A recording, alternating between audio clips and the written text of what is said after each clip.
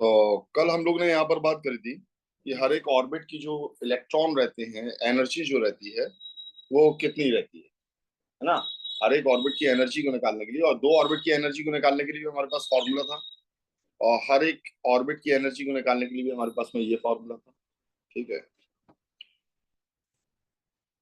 फिर यहाँ पर हम लोग ने वेलोसिटी को कैलकुलेट किया था, वेलोसिटी किस तरीके से रहेगी। फिर हम लोग यहाँ पर स्पेक्ट्रम के बारे में बात कर रहे थे, तो मैंने आपको बताया था कि अगर इलेक्ट्रॉन अंदर वाले ऑर्बिट से बाहर वाले ऑर्बिट में जाता है तो जो स्पेक्ट्रम बनता है उसे हम बोलते हैं एब्जॉर्प्शन स्पेक्ट्रम। क्या बोलते हैं? एब्जॉर्प्शन स्पेक्ट्रम बोलते हैं। और अगर बाहर वाले ऑर्बिट से अंदर वाले ऑर्बिट में आता है तो ये एनर्जी को निकालता है। देखो, अंदर वाले से बाहर गया तो इसने एनर्जी ली है, इलेक्ट्रॉन को निकालने के लिए एनर्जी देनी पड़ती है, तो वहां जो स्पेक्ट्रम बनता है उस एनर्जी का उसे हम बोलते हैं एब्जॉर्प्शन स्पेक्ट्रम।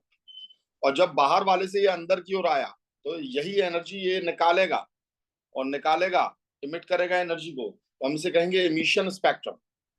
और ये एनर्जी निकालता है किसके फॉर्म में? फोटॉन्स के फॉर्म में। फोटॉन्स क्या होते हैं? एनर्जी के पैकेट्स होते हैं जिनमें एनर्जी किसके बराबर होती है? H new. एच तो प्लैंक्स कांस्टेंट हो गया है, और न्यू फ्रिक्वेंसी ऑफ लाइट हो गई है। ये फ्रिक्वेंसी अलग अलग होगी तो ये फोटॉन्स के कलर अलग अलग होंगे, अलग अलग कलर होंगे। ठीक है। इससे फ्रिक्वेंसी, अगर यहाँ पर बात करें, इससे डिफरेंट हो गई या इससे डिफरेंट हो गई तो फिर ये आपके दिखाई नहीं देंगे। ठीक है। यानी ये आपकी फोटॉन्स तो होंगे लेकिन आपके ये दिखाई नहीं देंगे। एनर्जी के पैकेट्स तो होंगे पर दिखाई नहीं देंगे। अगर वॉयलेट से इस तरफ है और रेड की इस तरफ है तो विजिबल, क्योंकि यही आपका होता है, इतना ही रीजन आपका ये विजिबल होता है। फिर मैंने आपको बताया था कि जैसे हमने हाइड्रोजन का एटम दिया, और हाइड्रोजन के एटम को, या चलो सनलाइट हमारे पास आ रही है, अगर हमने सनलाइट को लिया और हमने एक प्रिज्म में से इसे निकाला, एक प्रिज्म में से हमने इसे निकाला, तो प्रिज्म में से निकालने पर यही सनलाइट बहुत अलग अलग कलर की लाइट्स में आपकी टूट जाएगी, और यहाँ पर आपके अलग अलग कलर्स के बैंड का फॉर्मेशन हो जाएगा। इसका फॉर्मेशन हो जाएगा बैंड का। अब इसे अगर उठाकर हम सामने से देखें तो इस तरीके से रेनबो टाइप का ये नजर आएगा कि नहीं आएगा? है ना। इसी को हम बोलते हैं स्पेक्ट्रम। और हर एक एटम का ये क्या होता है? एक सिग्नेचर होता है। क्या होता है? जैसे बारकोड होते हैं ना, अपने बारकोड होते हैं, वैसे ही आपका ये सिग्नेचर होता है। मेरा बारकोड आपके बारकोड से अलग होगा, तो ऐसे ही हाइड्रोजन का अगर ये स्पेक्ट्रम निकालोगे तो ये अलग होगा। ठीक है। सोडियम का निकालोगे अलग होगा। और ये इनकी पहचान होता है। तो किसी भी एलिमेंट को पहचानने के लिए हम उसके स्पेक्ट्रम से उसे पहचान सकते हैं। ठीक है। उसकी स्पेक्ट्रोग्राफी करके हम उसे बाकायदा उसके सिग्नेचर को हम लोग यहाँ पर पहचान सकते हैं। उम्मीद है समझ में आ गई होगी ये बात। ठीक है। अब इसमें भी आपके कुछ और स्पेक्ट्रम होते हैं, जैसे फाइन लाइन स्पेक्ट्रम। ठीक है। तो उन सब के बारे में अभी हम लोग थोड़ी देर में पढ़ेंगे। अभी फिलहाल हम ये देखने जा रहे हैं, क्या देखने जा रहे हैं, कि हमारे पास में एक एनर्जी का फॉर्मूला है। क्या है? एनर्जी का फॉर्मूला है। वो क्या था Rajul? E is equals to E1H। Energy of orbit या एनर्जी ऑफ इलेक्ट्रॉन के बारे में बात कर रहे हैं। और क्या था आपका? Z square by N. Minus का, माइनस था पक्का। ये था भैया, फॉर्मूले याद करते जाओ साथ साथ में, बहुत परेशानी होगी बाद में। Z square by N square, very good बेटा। Z square by N square. यहाँ जेड क्या है? जेड क्या है यहाँ पर निकिता? Atomic number. और एन क्या है यहाँ पर? Orbit number. Number of orbit कभी नहीं कहना। नंबर ऑफ ऑर्बिट का मतलब होता है कितनी ऑर्बिट, और ऑर्बिट नंबर का मतलब होता है कौन सी ऑर्बिट। और कितनी ऑर्बिट और कौन सी ऑर्बिट में अंतर होता है, डिफरेंस होता है। ठीक है। तो यहां पर आपका ये बन गया। ठीक है। अब इसके हिसाब से एक चीज देखना,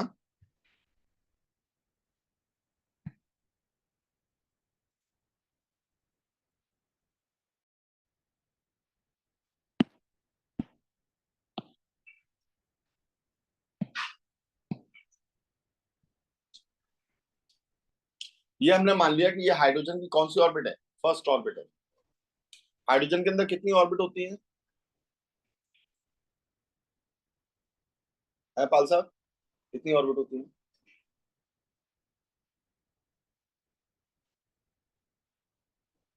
वन ऑर्बिट होती है। इनफाइनाइट ऑर्बिट होती है, किसी भी एटम के अंदर इनफाइनाइट ऑर्बिट होती है, और बाकायदा मैं ये आपको प्रूव करने जा रहा हूँ, ठीक है? देखो ये फर्स्ट ऑर्बिट है हाइड्रोजन की, और इसे जब हम लोग कैलकुलेट करेंगे तो इसकी आपकी एनर्जी कितनी निकल कर आती है? -13.6 इलेक्ट्रॉन वोल्ट। अब आपकी जो सेकंड ऑर्बिट रहेगी, सेकंड ऑर्बिट की एनर्जी कितनी होगी?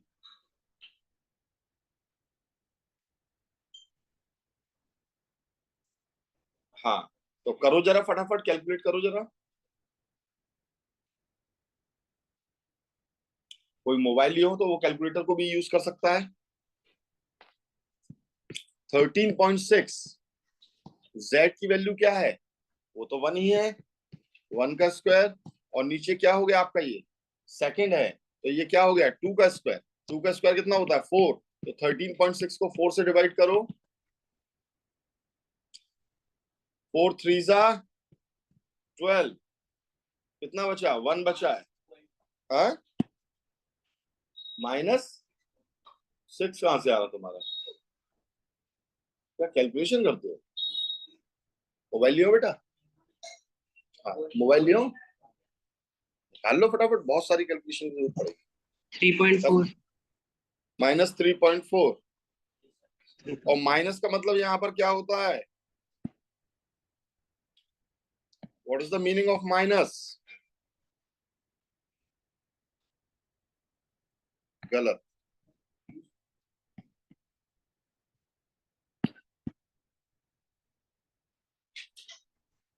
राजुल, माइनस का मतलब क्या होगा यहाँ? Force of attraction. ये अट्रैक्टेड है, एनर्जी कभी भी माइनस में नहीं होती है, पर यहाँ हमने माइनस लगाया, तो इसका मतलब क्या है? यहाँ पर जो न्यूक्लियस है, उस न्यूक्लियस से ये इलेक्ट्रॉन अट्रैक्शन में है। प्लस का मतलब रिपल्शन में है, और जीरो का मतलब ना तो अट्रैक्शन में है ना रिपल्शन में। तो यहाँ एनर्जी कितनी हो गई सेकेंड ऑर्बिट में? 3.4। ठीक है, अब अगर थर्ड ऑर्बिट को निकाले तो थर्ड ऑर्बिट की एनर्जी कितनी हो जाएगी? तो थ्री का स्क्वायर कितना होता है? 9, और 13.6 को 9 से डिवाइड करो जल्दी से।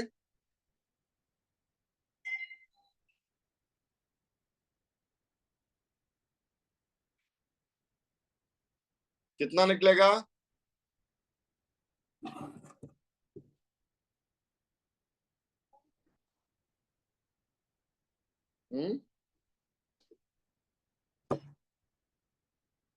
1.51।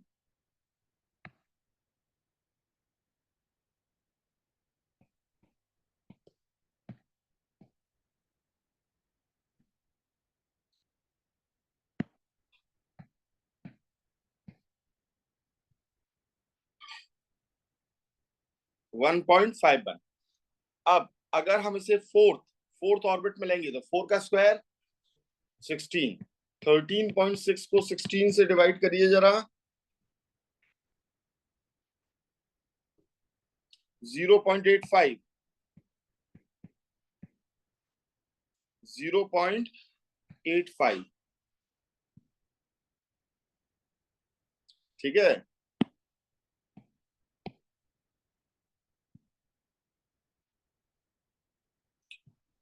अब हम 5 से करेंगे। 5 का कितना हो गया? 25। 5 का स्क्वायर 25, तो हम 25 से अगर इसे डिवाइड करते हैं, 0.5, 0.544 ये निकल कर आया।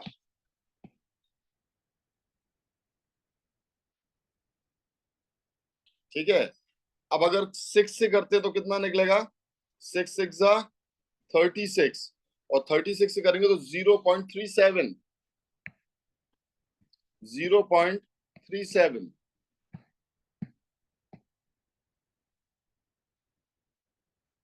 ठीक है, अब 7 से करेंगे तो 7 7 जा 49, तो ये कितना निकल कर आएगा? 0.27। 0.27।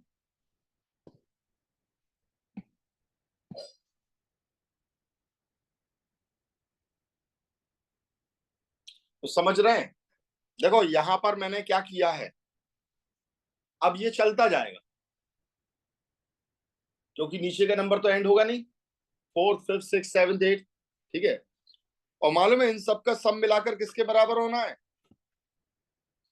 13.6 के बराबर होना है। वो इतना कम होता जाएगा, इतना कम होता जाएगा ऊपर जाते जाते कि वो कभी भी कंप्लीट नहीं होगा 13.6। कोई ना कोई ऑर्बिट निकलती रहेगी, कोई ना कोई ऑर्बिट निकलती रहेगी, ठीक है, क्लियर है। अब अभी अभी मैंने क्या कहा था, मैंने ये कहा था कोई भी इलेक्ट्रॉन ऊपर से नीचे जंप करता है तो वह अपने अंदर से क्या करता है, एनर्जी निकालता है। और अगर वह अपने अंदर से एनर्जी निकालता है तो उस एनर्जी से एक फोटोन का क्रिएशन होता है। किसका क्रिएशन होता है, फोटोन का क्रिएशन होता है। और ये तभी हो सकता है जब एक से ज्यादा ऑर्बिट हो, ये तभी हो सकता है जब एक से ज्यादा ऑर्बिट हो, है ना। अब अगर हाइड्रोजन में एक ऑर्बिट होती तो हाइड्रोजन का ये स्पेक्ट्रम कैसे बनता, क्या बनता।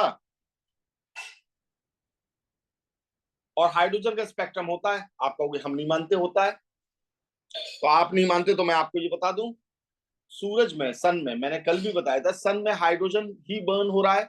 ये हमें कैसे मालूम चला, हम क्या वहां से सैंपल लेकर आए थे बलून में भर के, हम कभी गए तो नहीं है वहां तक, है ना।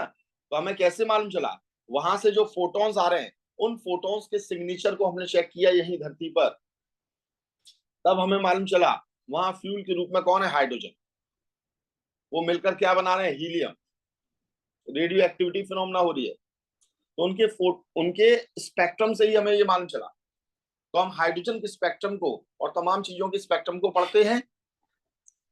अब हाइड्रोजन में तो एक ही इलेक्ट्रॉन होता है, तो हम लोग को अभी तक ये बताया जाता है 10th में, और वो गलत भी नहीं है, तब आपके पास में इतना दिमाग नहीं होता ना, आपका सिलेबस इतना ब्रॉड है ना भाई, नहीं तो आप टीचर से क्वेश्चन पे क्वेश्चन करते जाओगे। तो शुरू में आपको इतना ही समझाया जाता है, क्या समझाया जाता है कि हाँ भैया हाइड्रोजन का एक ही ऑर्बिट होता है क्योंकि उसके अंदर एक ही इलेक्ट्रॉन है। पर नहीं, उसके अंदर एक ऑर्बिट नहीं होता, इनफाइनाइट ऑर्बिट होते हैं। और किसी भी एटम को उठाओगे तो उसमें इनफाइनाइट ऑर्बिट्स हैं, इलेक्ट्रॉन लिमिटेड हैं, पर ऑर्बिट्स कैसे हैं, इनफाइनाइट। कैसे हैं, इनफाइनाइट हैं। वो बाकायदा आप एनर्जी से यहाँ कैलकुलेट कर सकते हो, आप देख रहे हो, ठीक है। अब देखो यहां पर सबसे बड़ा एनर्जी का डिफरेंस कहाँ है, कहाँ है बताइए। अगर मैं इसे ये कह दूं कि ये फर्स्ट ऑर्बिट है तो ये हो गई सेकंड, ये हो गई ये थर्ड, ये फोर्थ, ये फिफ्थ, ये सिक्स्थ, ये सेवंथ। ऊपर से गिनती चालू नहीं करते क्योंकि ये तो इनफाइनाइट है। तो जो फाइनाइट है वहां से गिनती चालू करते हैं नीचे से, ठीक है। न्यूक्लियस के पास से हम गिनती चालू करते हैं। मुझे बताइए सबसे बड़ा एनर्जी का डिफरेंस कहाँ है, फर्स्ट और सेकंड में है। और लगभग आप देख रहे हो 10 इलेक्ट्रॉन वोल्ट, यानी 10.2 का डिफरेंस है। कितने का डिफरेंस है, 10.2 इलेक्ट्रॉन वोल्ट का डिफरेंस है, ठीक है। यानी अगर आप इसे एनर्जी देते हो, एक इलेक्ट्रॉन जो फर्स्ट ऑर्बिट में है उसे अगर आपने सिर्फ 10.2 इलेक्ट्रॉन वोल्ट की एनर्जी दी तो वो कहां पहुंच जाएगा, फर्स्ट से सेकंड ऑर्बिट में। कहां पहुंच जाएगा, फर्स्ट से सेकंड ऑर्बिट में, ठीक है। कोई प्रॉब्लम इसमें। अब अगर आपने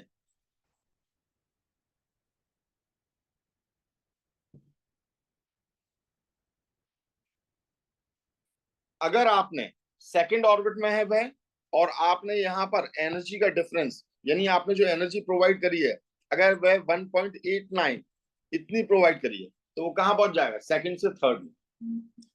या फिर या फिर इसे हटा देता हूं,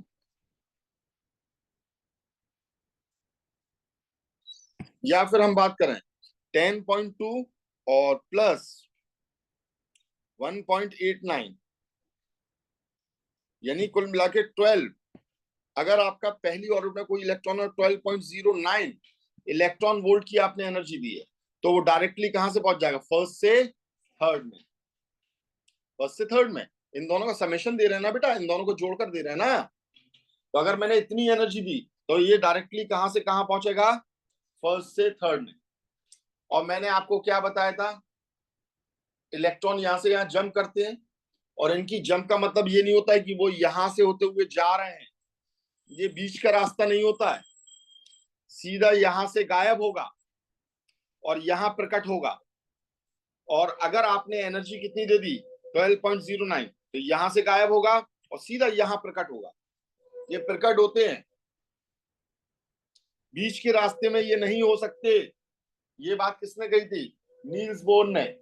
नील्स बोर ने क्या कहा था? कोई भी इलेक्ट्रॉन कहां पर मौजूद होता है? जहां एंगुलर मोमेंटम इंटीग्रल मल्टीपल होता है h/2 पाई, उसके अलावा इलेक्ट्रॉन कहीं और हो ही नहीं सकता। और इंटीग्रल मल्टीपल या तो यहां है या यहां है या यहां है, h/2 पाई की।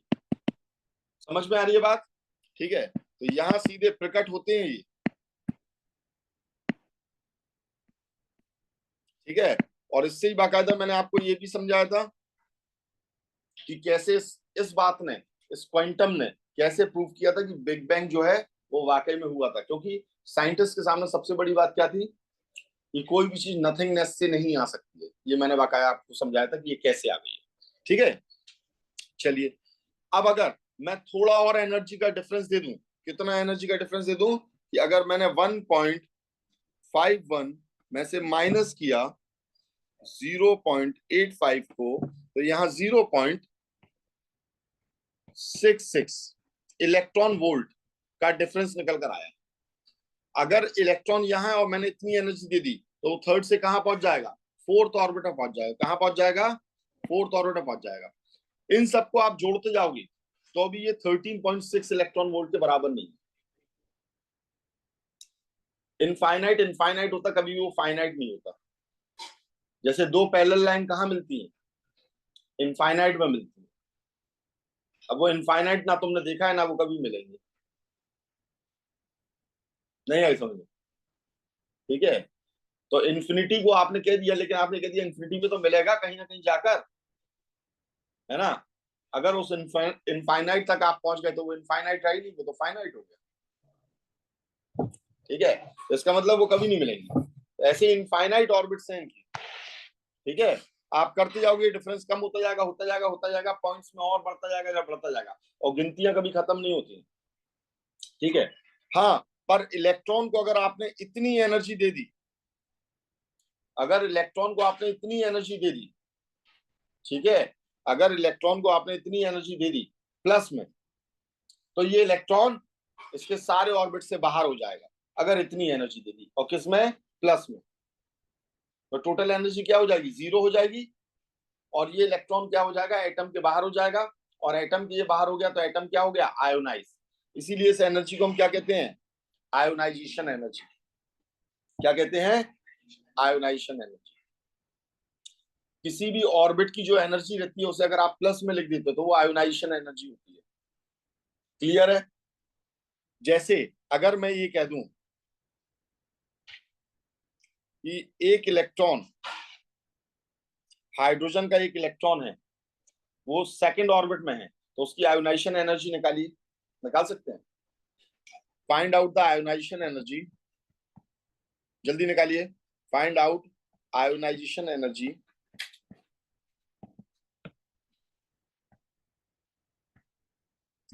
Of electron present in second orbit of hydrogen.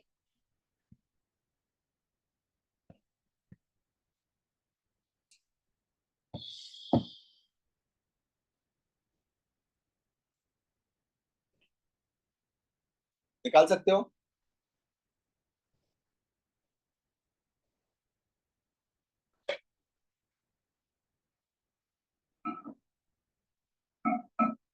आप बेटा बिल्कुल बीच में से पढ़ रहे हो, इसलिए अगर नहीं है तो कोई टेंशन नहीं लेना, है ना? बाद में करेंगे। राजुल, निकाल सकते हो? जल्दी बोलो हाँ या ना में। टाइम वेस्ट नहीं। नहीं निकाल पाओगे? एलिस्टर?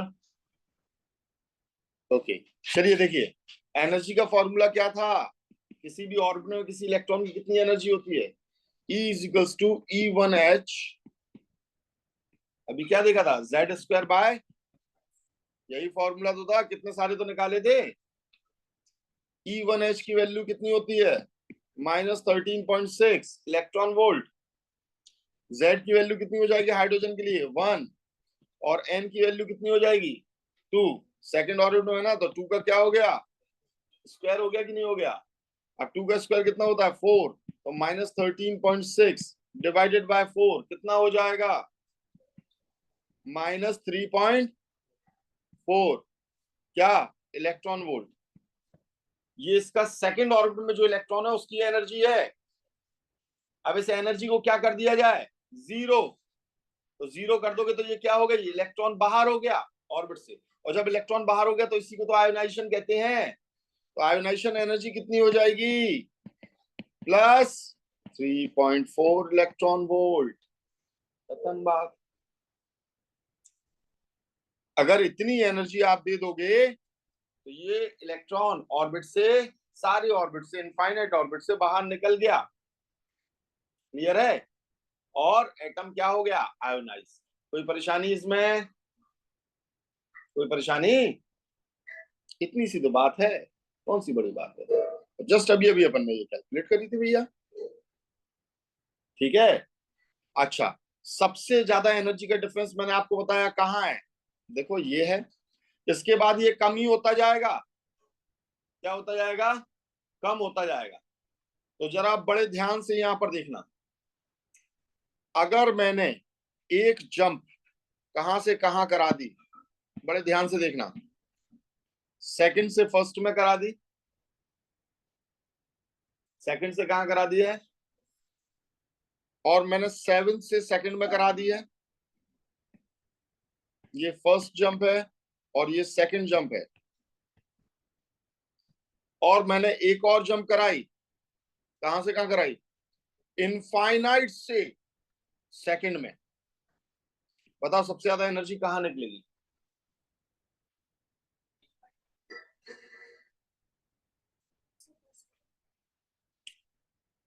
देखो बेटा, इनफाइनाइट से भी जंप कराओगे तो उसको कितने के बराबर आना है? 13.6 इलेक्ट्रॉन के वोल्ट के बराबर आना है कि नहीं आना है? तो मुझे एक बात बताओ, यहाँ सेकंड से फर्स्ट में ही एनर्जी का कितना डिफरेंस हो गया? 10.2। अब इनफाइनाइट से भी अगर तुम सेकंड में लेकर आ रहे हो तो वो कितने के बराबर होगी? सिर्फ यहाँ पर 3.4 के बराबर ही तो होगी। मैक्सिमम वो सेकंड तक आएगा तो वो कितनी एनर्जी निकाल देगा? 3.4 इलेक्ट्रॉन वोल्ट निकाल देगा। क्या इससे ज्यादा निकाल पाएगा? तो सेकंड से फर्स्ट में आने पर सबसे ज्यादा एनर्जी निकली कि नहीं? तो सेकंड ऑर्बिट में करी गई जंप, ध्यान से सुनना मेरी बात, सेकंड ऑर्बिट में करी गई जंप वो कहीं से भी करी गई हो, कहीं से भी करके आई हो, यानी इसकी बड़ी से बड़ी जंप फर्स्ट ऑर्बिट की, फर्स्ट ऑर्बिट की सिंगल जंप से बड़ी नहीं हो सकती है। समझ में आ गई बात? फर्स्ट ऑर्बिट की सिंगल जंप से बड़ी कभी भी नहीं हो सकती है, चाहे जितनी बड़ी करी गई हो। ऐसा क्यों? क्योंकि अभी मैं आपको जंप्स के बारे में सिखाने जा रहा हूं, तो आपको ये मालूम होना चाहिए। आगे समझ में नहीं आया? क्लियर है? चलो, तो अब हम लोग यहां पर देखेंगे एक बार फिर से जंप्स के खेल को।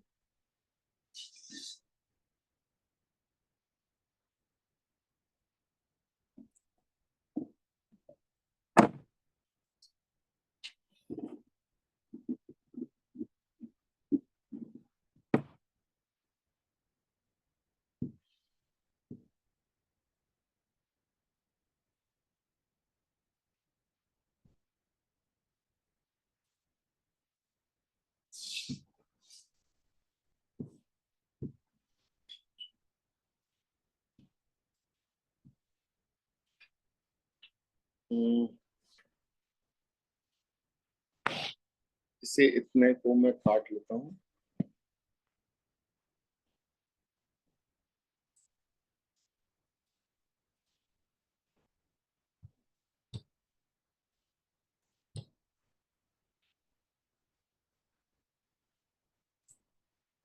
देखो बेटा,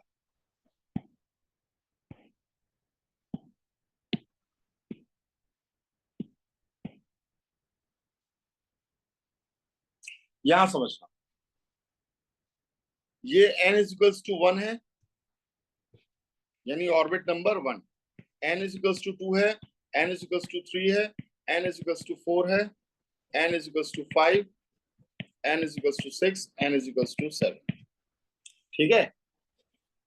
अब एक्चुअल में हम लोग यहाँ पर जब ये जंप्स होती है, जब ये जंप्स होती है, ठीक है, तो यहाँ से कुछ ना कुछ क्या होगा, एनर्जी इमिट होगी, और एनर्जी इमिट होगी तो यहाँ से जो एब्जॉर्प्शन, जो स्पेक्ट्रम निकलेगा वो कौन सा होगा, इमिशन स्पेक्ट्रम। कौन सा बनेगा, एनर्जी यहाँ से इमिट होगी तो जो स्पेक्ट्रम मिलेगा वो इमिशन स्पेक्ट्रम मिलेगा, और यहाँ पर कुछ एक सीरीज का फॉर्मेशन होगा। वो सीरीज क्या होती है, वो चीज मैं आपको यहाँ पर समझाने जा रहा हूं कि सीरीज क्या होती है। देखो बेटा, यहां पर अगर हम बात करते हैं सीरीज के बारे में, सीरीज, तो एक होती है लाइमन सीरीज, सुना है नाम, क्या होती है बेटा लाइमन सीरीज, क्या रहता है बेटा,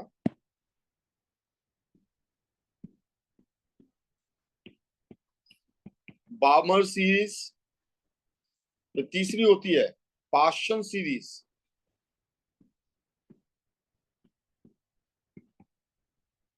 चौथी होती है ब्रैकेट सीरीज,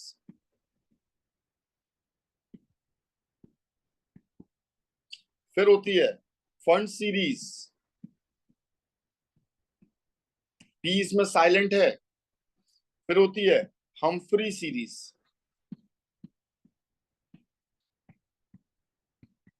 हम्फ्री सीरीज। ठीक है।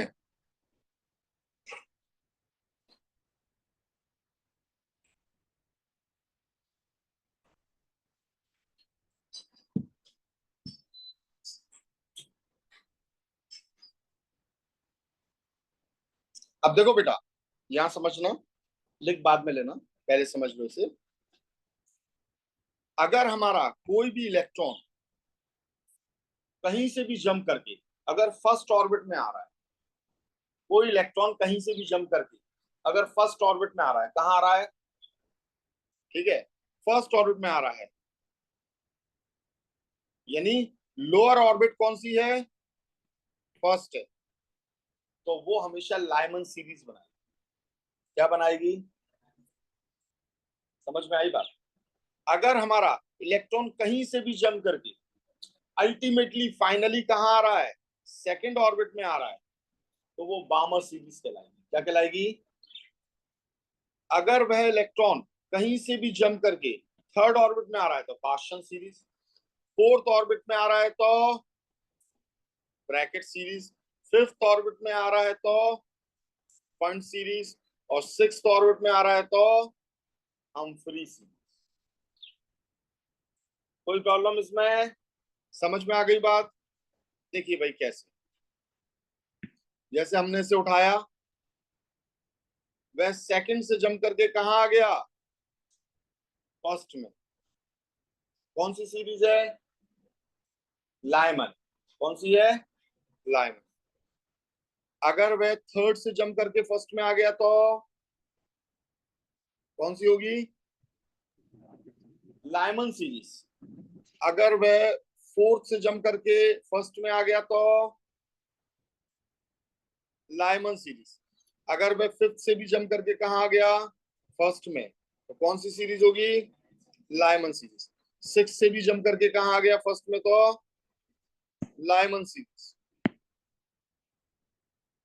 सेवन से भी जंप करके, कुल मिलाकर वह कहीं से भी जंप कर आए,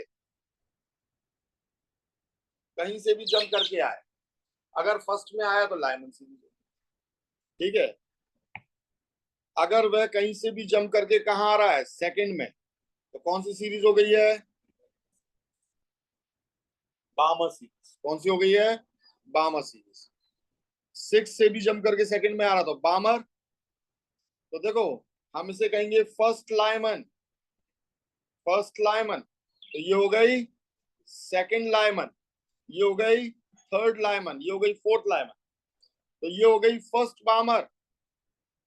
फर्स्ट बामर कौन सी हो जाएगी? ये हो जाएगी, ये होगी फर्स्ट बामर। जब वो थर्ड से कहाँ रहा? सेकंड में, तो ये फर्स्ट बामर है। तो सेकंड बामर क्या हो जाएगी? जब वह फोर्थ से कहाँ आएगा? सेकंड में आएगा, तो ये क्या हो जाएगी? सेकंड बामर। ठीक है, और थर्ड बामर क्या हो जाएगी? फिफ्थ से कहाँ आएगा? सेकंड में, तो इसे क्या बोलेंगे? थर्ड बामर। उम्मीद है समझ में आ गया होगा, नहीं आया? बोलो भाई। ठीक है, तो यहां पर देखना बेटा, एन एच, एच मतलब हाइयर, अगर एन एच क्या होता है? टू होता है पहले वाले किस में, तो हम इसे क्या कहेंगे? First Lyman. अगर एन एच कितना होता है? थ्री होता है, तो क्या कहलाएगा? Second Lyman. अगर एन एच हाइयर वाला फोर्थ होता है, तो ये क्या कहलाएगा? Third Lyman. तो थोड़ा सा होश रखना यहाँ, जब बामर होगी तो फर्स्ट बामर के लिए सेकंड से ये नहीं कहोगे, एनएच की वैल्यू सेकंड नहीं रखोगे, वो थर्ड से सेकंड का हो गया। समझ में आ रही है बात कि नहीं आ रही है? इसके लिए एनएच की वैल्यू क्या हो जाएगी? थर्ड टू सेकंड, क्योंकि इसके लिए एनएल की वैल्यू तो टू होती है। तो पहली वाली के लिए उससे ऊपर ले जाना पड़ेगा तुम्हें। तो बताओ इसकी फर्स्ट ब्रैकेट के लिए एनएच की वैल्यू क्या हो जाएगी? 524, यानी 5 हो जाएगी। समझ में आ गई ये बात? थोड़ा सा होश में करना बेटा इसे, ठीक है? ये होशी में जवाब नहीं देना इसका, कोई प्रॉब्लम इसमें? ठीक है, तो ये टोटल जंप्स कितनी बनाएगा?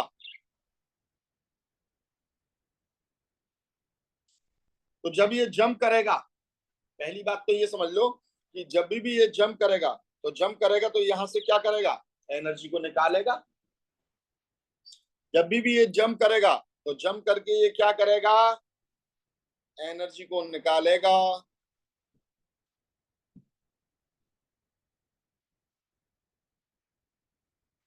एनर्जी को क्या करेगा? रिलीज करेगा। और रिलीज करेगा तो हो सकता है वो विजिबल लाइट बनाए, हो सकता है वो कोई और लाइट बनाए, नॉन विजिबल हो जो।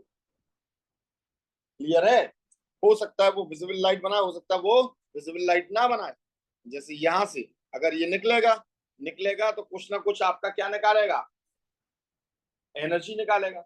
एनर्जी किसके पैकेट, किसके फॉर्म में निकालता है? पैकेट्स के फॉर्म में। पैकेट्स को क्या बोलते हैं हम? फोटॉन्स।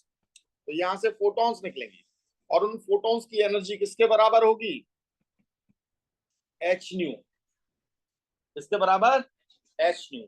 और न्यू पर ही डिपेंड करेगा कि वो विजिबल है या नहीं है, वो विजिबल है या नहीं है। और न्यू की एक और फॉर्मूला होता है, मालूम है आपको? सी बाय लेमडा। सी होती है स्पीड ऑफ लाइट, और जो लेमडा होता है वो क्या होता है? वेवलेंथ। तो E is equals to S C by lambda, ये भी फॉर्मूला होता है एनर्जी का।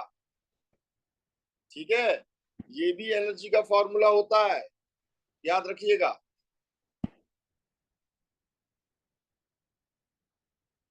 और ये भी फॉर्मूला है, तो ये दो दो फॉर्मूले होते हैं एनर्जी के, ये दो दो फॉर्मूले होते हैं आपके एनर्जी के। Is it clear? ठीक है, चलिए अब देखिए भैया,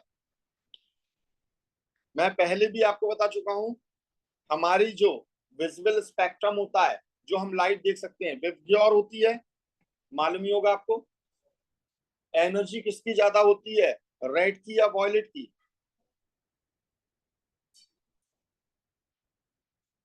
हम्म,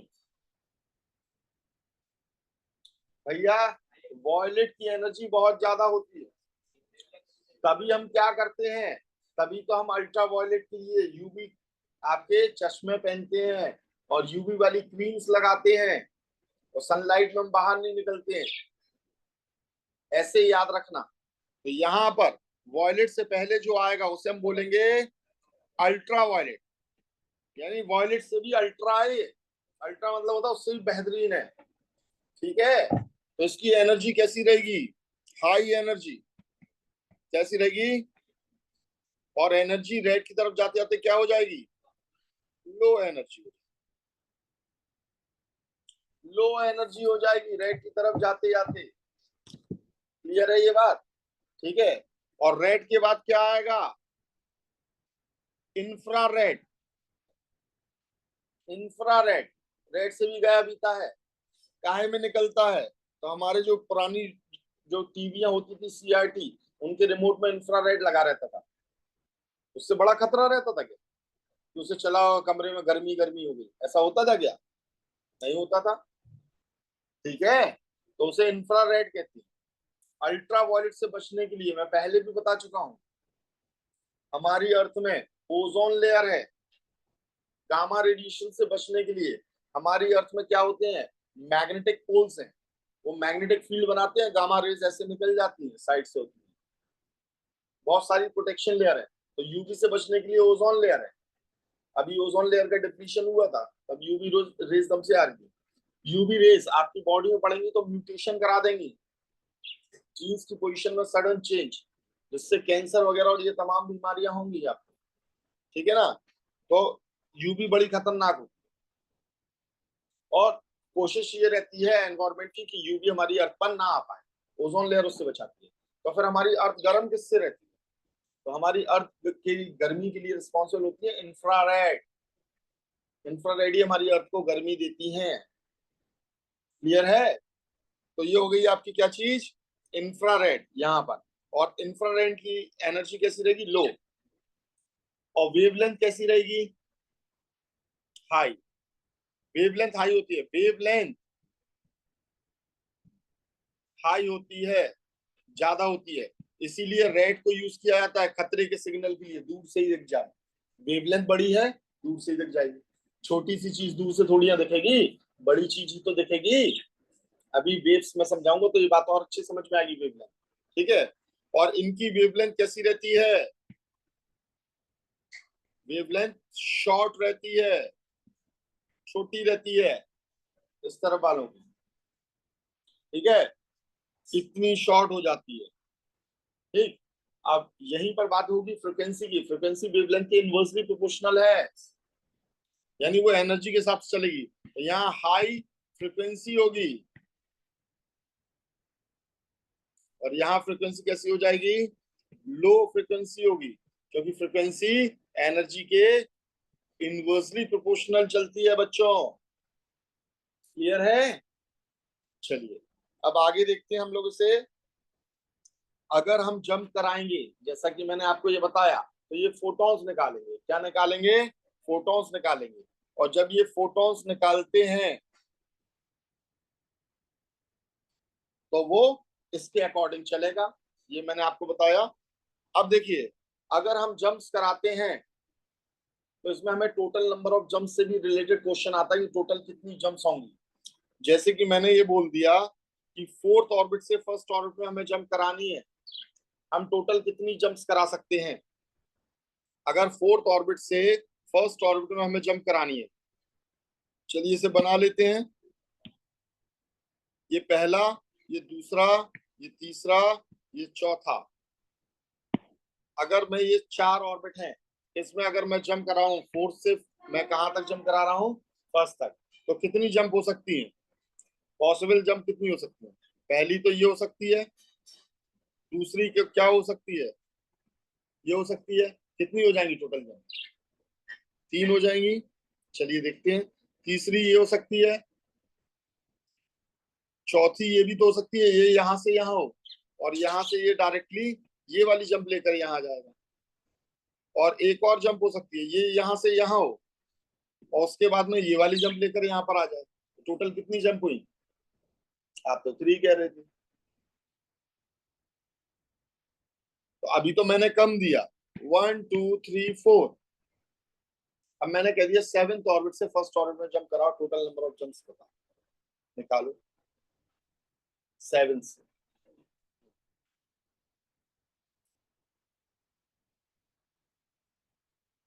परेशान हो जाओगे और कुछ ना कुछ गलती निकलेगी। देखो ये टाइम खा रहा है कि नहीं खा रहा है? घर जाकर निकालना, देखो वो कह रहा है 8 हो जाएगा। यहां पर देखो बेटा, इसका एक फॉर्मूला होता है, टोटल नंबर ऑफ जंप्स। बहुत आसान सा फॉर्मूला है, नंबर ऑफ जंप्स। ऐसे मैनुअली निकालोगे, कुछ ना कुछ गलती निकल आएगी बेटा, कुछ ना कुछ गलती निकल आएगी, बहुत कंफ्यूज हो जाओगे। डंडियां बनाना आसान नहीं होता है, ठीक है। इसके लिए फॉर्मूला होता है n2 माइनस n1। फिर से लिख दो, n2 minus n1 plus 1 divided by 2। बस ये छोटा सा फॉर्मूला है। n2 क्या है, जहां से वो जंप करके आ रहा है। तो जैसे अभी अपन पहले वाले को देख लेते हैं, फोर्थ से जंप करके ये कहाँ आया, पहले में आया। 4 minus 1 plus 1 divided by 2। Solve करो, से कितना आएगा,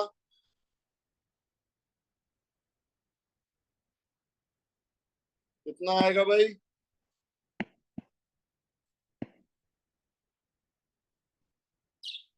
है उसका अभी भी 4 है। ये हो गया 3, और ये कितना हो गया 4 डिवाइड बाय 2, 4 3 जा 12, 12 डिवाइडेड बाय 2 यानी 6। और मैंने यहाँ गिनवाया भी था, 1 2 3 4। एक आध जंप कहीं चली गई क्या,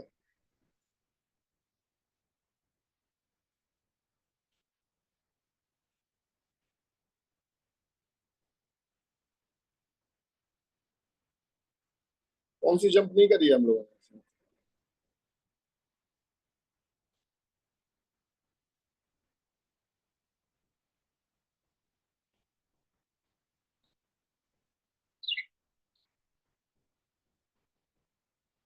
डायरेक्ट वाली भी हो गई, सेकंड से भी हो गई, फर्स्ट से, सेकंड से, फर्स्ट से।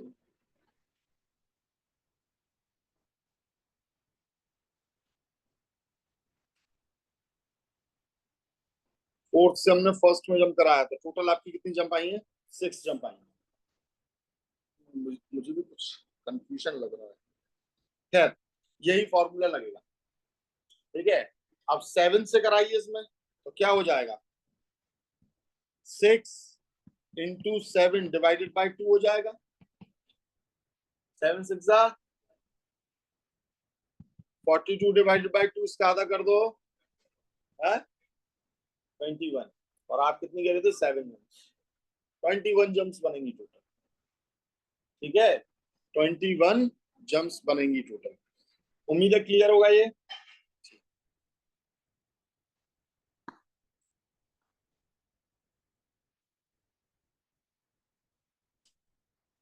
अब बाकी का देखेंगे अपन।